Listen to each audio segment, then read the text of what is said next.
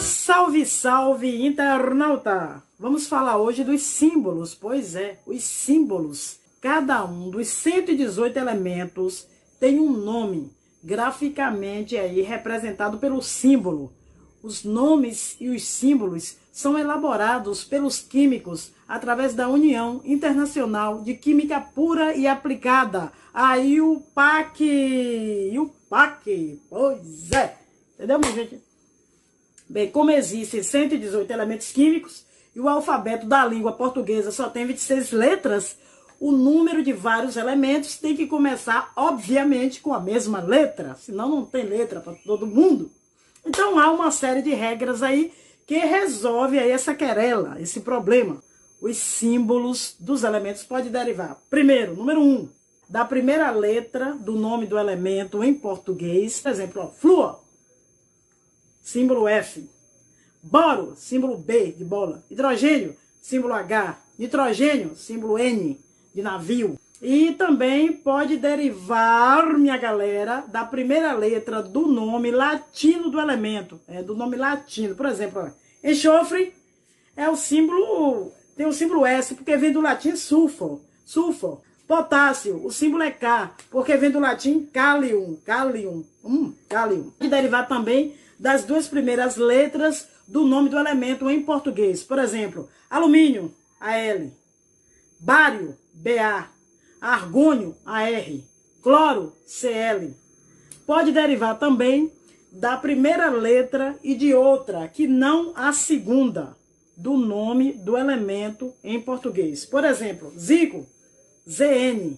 Rubídio, RB. Césio, CS. Radônio, RN. Tá vendo? E pode derivar de uma ou duas letras do nome de origem do elemento. Por exemplo, ó, chumbo, plebe, chumbo, PB, plumbum, plubo, do latim pubrum. Ouro, aurum, do latim aurum. Sódio, Na, do latim nátrio, Na. Certo, minha gente? Tá fácil, né? Mercúrio, Hg, por quê? Do latim hidrárgiro, E prata, Ag, do latim argento, certo? Pois é, fácil. Olha esse quadro. Está mostrando aqui a evolução aí do símbolo do ouro, a evolução do símbolo do mercúrio e a evolução do símbolo do chumbo. Como era antigamente, misericórdia, desenho.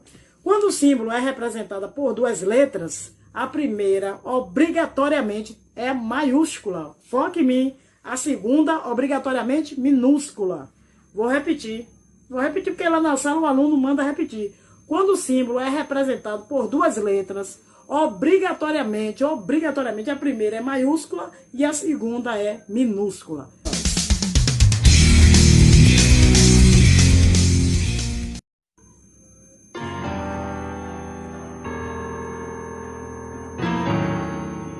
As substâncias. Bem, gente, dentre aí, os 118 elementos conhecidos, alguns são naturais e outros são artificiais, ou seja, feito pelo homem em laboratório. A reunião, gente, dos elementos formam as substâncias, assim como a reunião das letras formam as palavras, tipo Roma, R-O-M-A. Para reunir as letras e formar a palavra, seguimos aí uma série de regras. Para a reunião dos elementos, para formar as substâncias, também obedece aí uma série de regras, certo? Por exemplo, ó, as substâncias são representadas por fórmula, certo? Fórmula é a representação gráfica da substância, fórmula. Há diversos tipos de fórmula, pois é. A que indica o número de átomos de cada elemento presente é chamada aí de fórmula molecular. Entendeu, minha gente? Aqui, ó, H2SO4 indica que essa substância, que é o ácido sulfúrico, é formado por 2 átomos de hidrogênio, 1 átomo de enxofre e 4 átomos de oxigênio, certo? A fórmula é C6H12O6, que é a glicose, C6H12O6. Indica que esta substância é formada por 6 átomos de carbono, 12 átomos de hidrogênio e 6 átomos de oxigênio. C6H12O6, certo? Outra molécula aqui, ó. Água, que todo mundo conhece, né? Molécula. Mole quer dizer massa. E cula, aí é um sufixo diminutivo. Então, molécula, etimologicamente, quer dizer pequena massa. Pequena massa. Então, gente, molécula é a menor porção de uma substância formada por átomos. Certo, minha gente? Não se deve dizer que uma molécula só conserva todas as propriedades da substância. Por que não se deve? A substância água, ela ferve a 100 graus Celsius, porque essa é a temperatura em que, para uma dada pressão, rompe-se as forças que mantêm unidas as moléculas de água no estado líquido. Ocorre, minha gente, que apenas uma molécula de água simplesmente não ferve. Não ferve uma molécula de água. Se a fervura provoca a ruptura de moléculas de água, estão uma ligadas, entre aspas, nas outras, como é que uma molécula só vai ferver se não tem a outra para poder romper, separar? Não tem lógica, né? Nem todas as substâncias são formadas por moléculas. Algumas não são formadas por átomos, e sim por íons. Pois é, por exemplo, ó, o cloreto de sódio, que é conhecido como sal de cozinha, é formado por íons sódio e cloro, certo? E o sódio e cloro. Então, gente, tem substâncias que não são moleculares, são formadas por íons, como o cloreto de sódio, por exemplo, que apresenta aí na sua fórmula a combinação desses íons, sódio e cloro. Logo, a menor porção de uma substância iônica não é uma molécula, e sim um agregado iônico. Como as substâncias podem ser moleculares ou iônicas, é muito importante concluir que toda matéria é formada por átomos ou por íons. O número atômico é a bola da vez. Se inscreve no canal para ajudar vocês. Bora lá, minha gente. Número atômico. O número de prótons é a característica mais importante de um átomo. O número de prótons. Pois é, que é o número atômico, certo? É tão grande, mas tão grande sua importância, que é chamado de número atômico. Número atômico é o número de prótons contidos no núcleo de qualquer átomo. Olha aqui. Bem, gente, são conhecidos até hoje átomos que possuem de 1 até 118 prótons em seu núcleo. Olha quantos prótons, minha gente. De 1 a 118. O último tem 118 prótons no seu núcleo, certo? Quando um conjunto de átomos apresenta o mesmo número atômico, dizemos que eles formam um elemento químico. Elemento químico é o conjunto de átomos com o mesmo número atômico. Todos os hidrogênios, todos os átomos de hidrogênio têm o número 1. Tem o número atômico 1. Tem um próton só no núcleo. Então, todos os átomos de hidrogênio têm um próton. Todos os átomos de cálcio têm 20 prótons. Certo, minha gente? Então, seu número atômico é igual a 20. Os átomos que possuem o mesmo número atômico são sempre variedades do mesmo elemento químico. Repetindo, dois átomos que possuam o mesmo número atômico são sempre variedades do mesmo elemento químico. Então, o número atômico é o RG, a identidade, né, do átomo. Olha, só os átomos constituintes do elemento enxofre têm 16 prótons no seu núcleo. Logo, apenas o enxofre tem número atômico 16, entendeu? Somente o elemento cloro tem o número atômico 17, porque apenas os átomos que o constituem têm 17 prótons no núcleo, certo? Só os átomos de cloro têm 17 prótons no núcleo. Portanto, 17 é o número fixo para o átomo de cloro, certo, gente? São conhecidos, até hoje, 118 elementos químicos. É só dar uma olhadinha na tabela periódica dos elementos. Olha que tabela linda. Então, se liga aí, número atômico, RG, identidade digitais do átomo. Se você tem um número atômico, consequentemente você terá o elemento químico, saberá qual é, certo? Por exemplo, o meu RG é 61616161. Então, só eu tenho este número. Daí, Top News. Logo, cada elemento químico tem o seu número atômico. Você pode fazer a chamada. Atenção, 20, cálcio, presente. Atenção, enxofre, 16, enxofre, presente. Número 1, presente. Hidrogênio. Número 2, presente, hélio. Número 3, presente, lítio. Dando continuidade ao nosso curso de Química, vamos falar hoje sobre os íons. Na aula passada, nós falamos dos átomos, que em um átomo, o número de prótons é igual ao número de elétrons. É por isso que o átomo é neutro. Se um átomo tiver 20 prótons, ele vai ter 20 elétrons. Só que o próton, a carga é positiva, o elétron, a carga é negativa. Justamente para poder haver essa neutralidade, certo? Por exemplo, mais 20 prótons, menos 20 elétrons. Mais vezes menos zero, né? Aí o átomo é neutro, porque o número de prótons é igual ao número de elétrons. Agora o núcleo do átomo é positivo.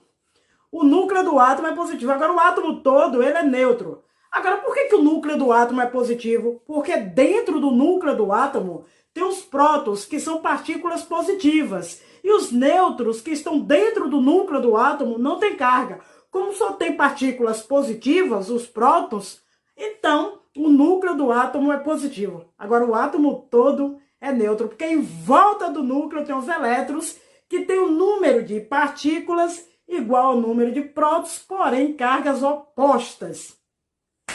Mas se um átomo perder ou ganhar elétrons, o que irá acontecer? Obviamente vai haver um desequilíbrio de cargas. Aí vai deixar de ser átomo para ser o que a gente chama de íon. Íon. Íon. Dai calma, né? Íon é uma palavra grega que significa viajante. A origem, o termo, significa viajante. Palavra grega que significa viajante. O nome é perfeitamente adequado. Por que o nome é perfeitamente adequado, Dai? Porque quando um íon é colocado em contato com um campo elétrico, ele viaja, entre aspas, para o polo de carga oposta, entendeu? Então, íon é uma palavra grega que significa viajante, que ele viaja para o polo de carga oposta. Viajante. Então, quando por algum motivo, minha galera, minha gente amiga, houver variação do número de elétrons, teremos um desequilíbrio de cargas. Porque o número de prótons não mais será igual ao número de elétrons, entendeu? O sistema vai ficar eletricamente carregado, caracterizando o íon, certo? Aqui, ó, íon. I-O-N, acento agudo no I, íon. Então o íon é o quê? É qualquer espécie química em que o número de prótons é diferente do número de elétrons. Certo, minha gente? Entendeu direitinho? Olha, como os elétrons constituem a parte externa do átomo, só vai haver formação do íon quando houver variação do número de elétrons. Ó, em outras palavras, só vai haver formação de íons quando houver ganho ou perda de elétrons, entendeu? Não é ganho ou perda de prótons. O próton fica ali quietinho na dele. O átomo, para se transformar no íon, ele vai ganhar ou perder elétrons apenas. O número de prótons permanece constante lá, senão ele deixa de ser ele para ser um outro elemento, certo? O número de prótons você não mexe. Certo? Então, no caso do íon, só vai ganhar ou perder elétrons. Próton não mexe, permanece constante. Certo, minha galera? Bem, quando o átomo perde elétrons, nesse caso aqui, ó, o número de prótons, certo?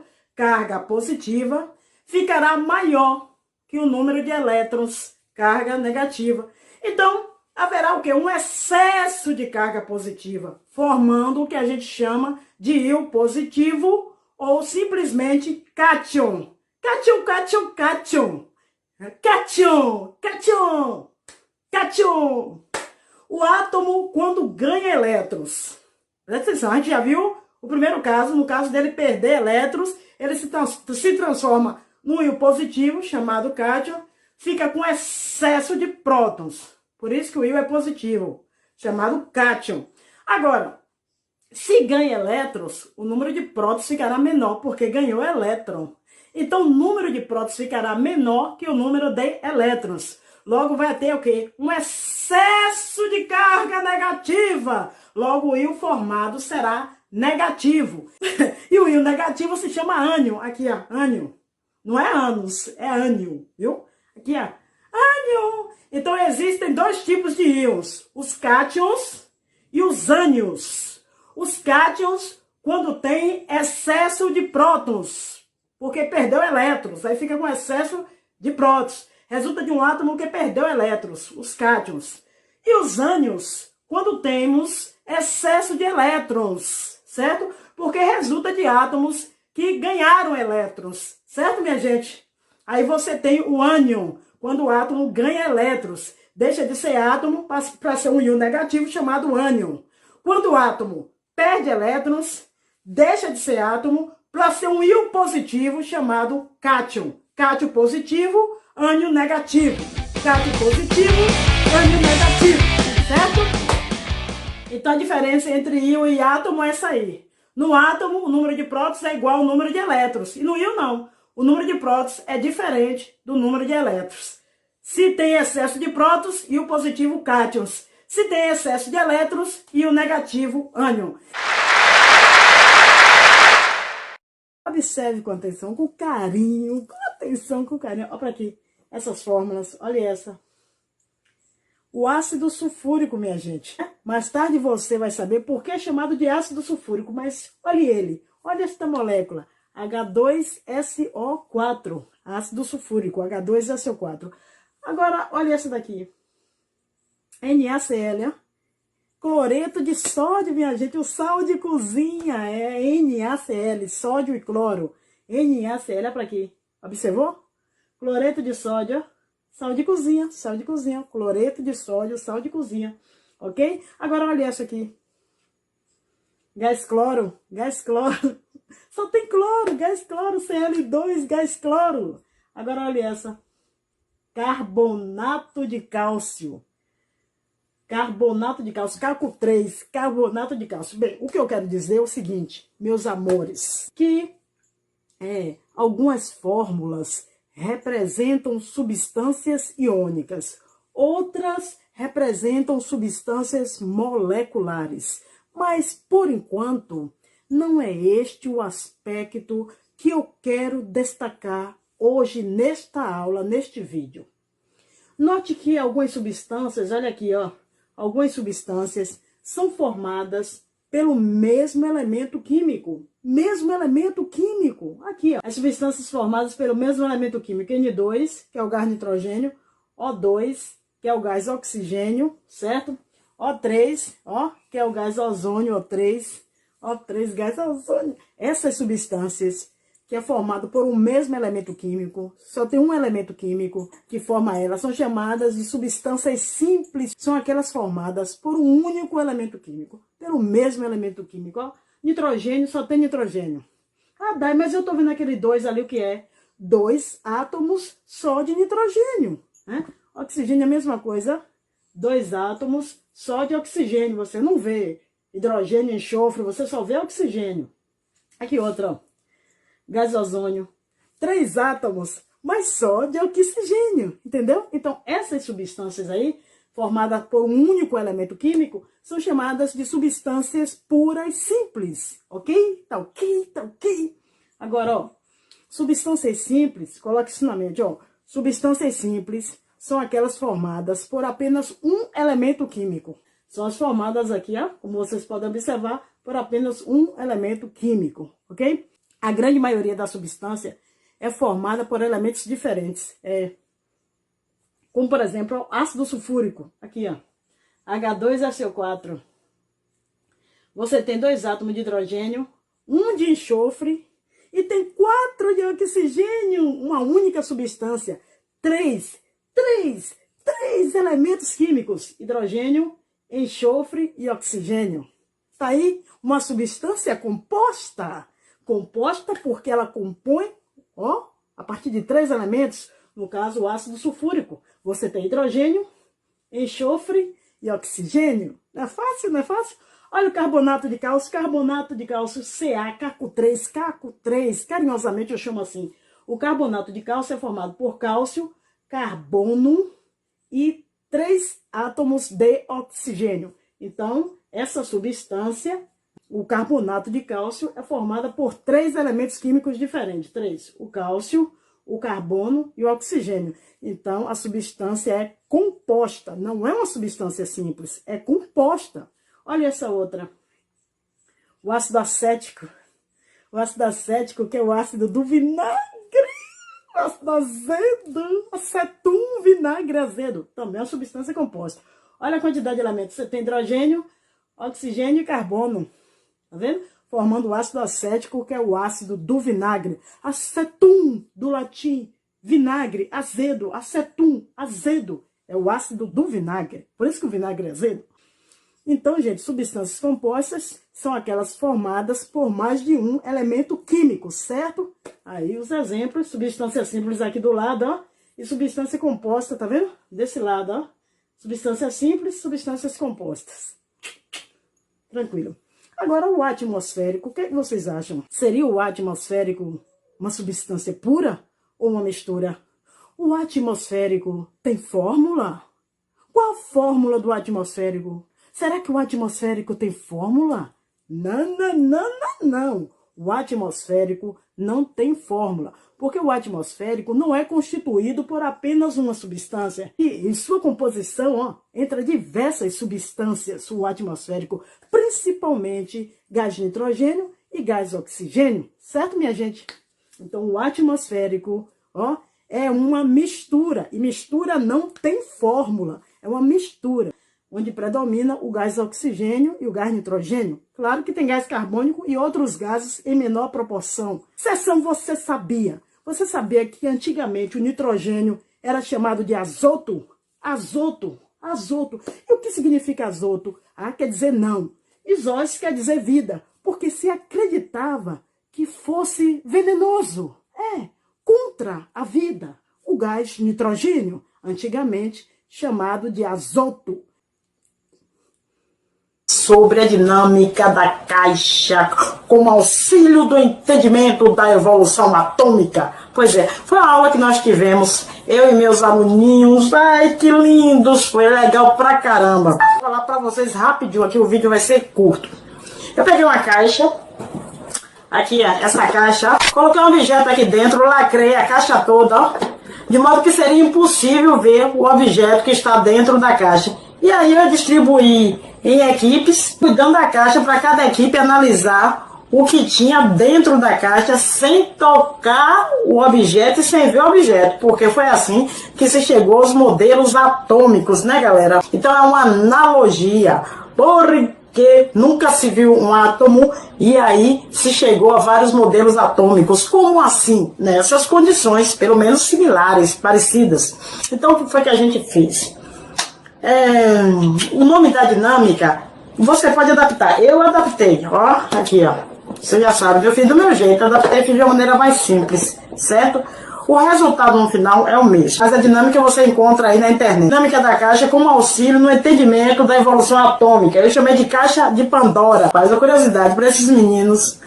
Rapaz, para saber o que tinha dentro da caixa, despertou assim, sabe, neles, tanta motivação, é sério, para poder participar da dinâmica, tanta motivação que me encantou. E assim, eles se colocaram sem perceber no lugar dos cientistas. Isso, foi magnífico, eu amei a dinâmica. Foi no segundo dia de aula, certo? Porque no primeiro dia eu trabalhei com o rótulo, que eu já falei para vocês. E no segundo dia de aula eu trabalhei com a caixa de Pandora. Eu dei o nome caixa de Pandora, foi massa. E, como nós sabemos, um grande avanço no entendimento da composição e funcionamento da matéria foi a descoberta de quem? Do átomo. Avanço no entendimento da composição e funcionamento da matéria. Foi o quê? Descoberta do átomo. Muito bem, muito bem. Entretanto, o que entendemos hoje sobre sua constituição passou por longos processos de aprimoramento e evolução. Desde Dalton até Bohr, o átomo assumiu muitas formas. Os alunos levantaram os seguintes questionamentos. Como foi possível que os cientistas tivessem a certeza da existência do átomo, sendo que nem mesmo é possível vê-lo nem tocá-lo? Que pergunta, hein? O átomo é exatamente igual aos modelos apresentados? Que outra pergunta, hein? Pois é. Como os cientistas realizaram essas descobertas?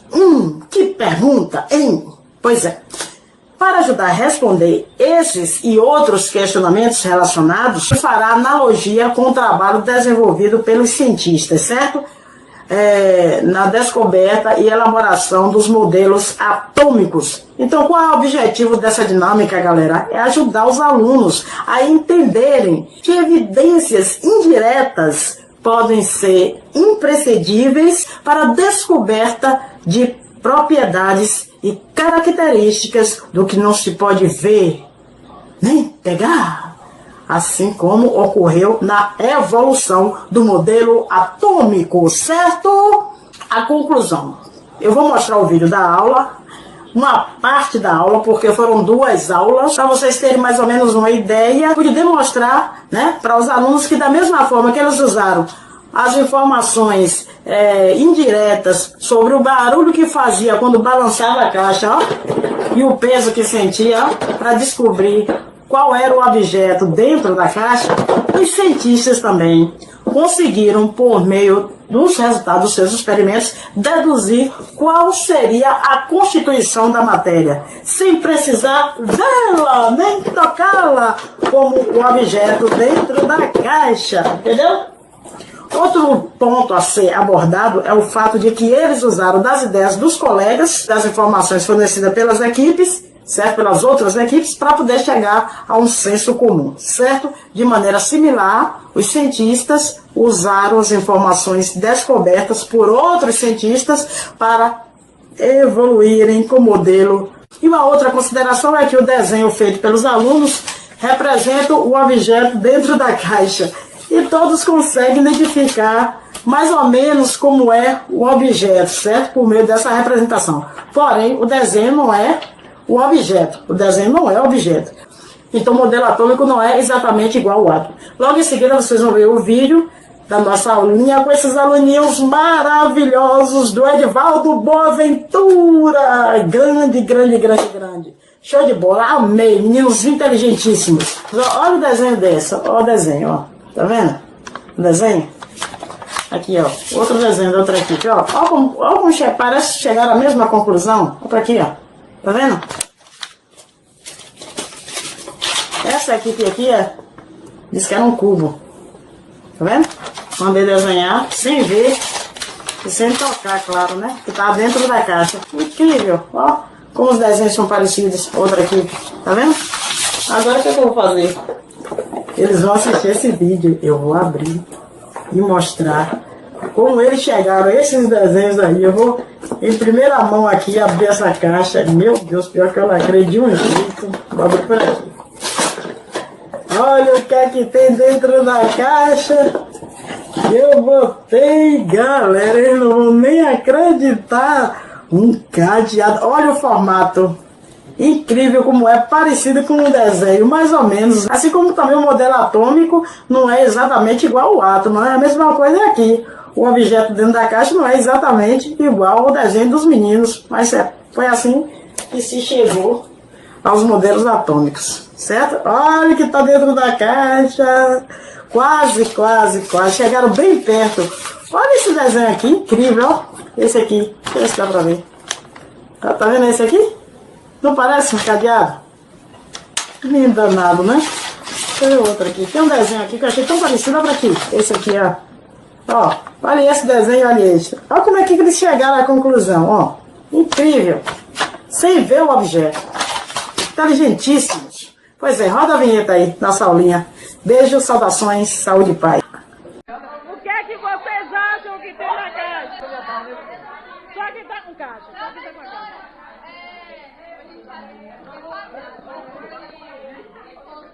Peraí, você acha o quê? Não, tudo bem, vai, diga que eu vou falando daqui. O formato quadrado. Se fosse redondo, estaria rolando na caixa. E você sentiu que não estava rolando na caixa. Estava como? Tem um buraco. Raíssa!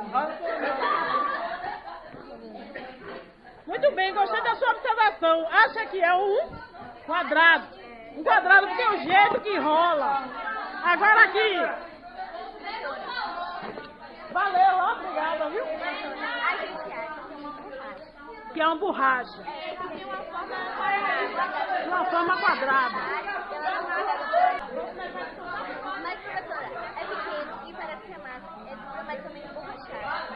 É pequeno e parece que o quê? E a massa é borrachada e ela Não rola. não Não rola. Rapaz. que é uma borracha, sabe? É uma borracha. Parabéns, viu? Parabéns. Bora aqui agora. Aqui agora. Quero ver. Bora, gente. Cientista. Acha que é o quê? A gente acha que aqui é um piloto. Um piloto? Por que um piloto? Porque Por causa do barulho, do som que reproduz. Você.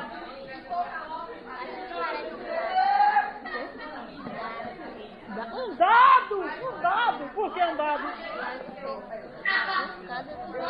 Por causa da massa, do peso. Parabéns. Parabéns. Adorei. Nós achamos que é um Que é um piloto. e a gente tem uma borracha, a gente acha que é um piloto e ele é redondo, tudo baixa assim, Ela acha que é um piloto, é redondo, a tampa dele parece embora.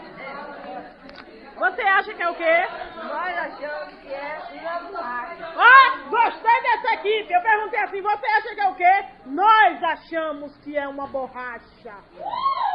Muito bem. Então, o que você acha que é uma borracha? Não, deixa isso aqui que ele tá Por que você acha que é uma borracha? vai responder essa pergunta. Tudo bem, você responde. Gabriel, responda. porque parece um quadrado e ele não é tão pesado. Porque parece um quadrado e não é tão pesado.